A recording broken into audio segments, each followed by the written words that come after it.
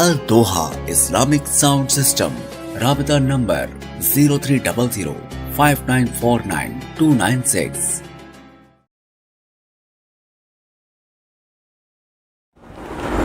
یو عام کس ته کم علم کس ته او هغه حدیث یو کتاب وګوري آی کې یو حدیث ذکر کړي او بظاهر هغه حدیث داغه د امام یا د مجتهد چې کوم تقلید کوي داغه بالکل خلاف وي.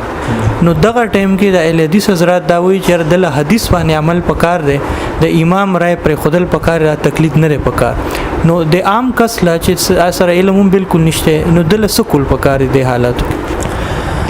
نو ځکه زمونږ اصولیین لیکلي امدادي زمونږ فقهاو لیکلي امدادي چې د مقلد د پاره د امید د پاره چې مجتهد څوک نه دی دغه د پاره د مجتهد قول دلیل دی. ځکه د دماغ ته یو حدیث راغی دی د دې حدیث په مطلب نه پوهیږي دا ناسخ دی که منسوخ دی، دا راجح دی که مرجوح دی. ناسخ منسوخ دا ګوره رسول الله صلی الله علیه وسلم ابتدا کې یو عمل کړی دی به وروسته پرېښی دی، یعنی رسول الله صلی الله علیه وسلم بیت المقدس ته مخ کړی دی مونځ یې کړی دی، به وروسته بیت الله شریف ته مخ کړی دی هغه منسوخ ګرځېدلی دی.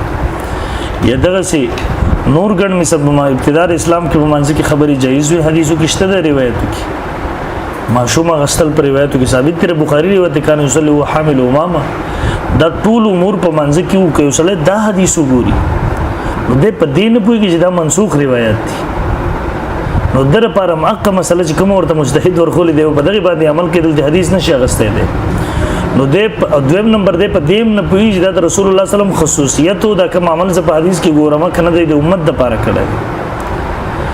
یعنی مثال په تور د رسول الله صلی الله علیه وسلم په نکاح کې به یک وخت نه حبیب یعنی کله دې روایت ته ګوري نو په خیرن په دې باندې د عمل نشي کولای چې دا د رسول الله صلی الله علیه وسلم خصوصیت امت د لپاره خو نه کړی.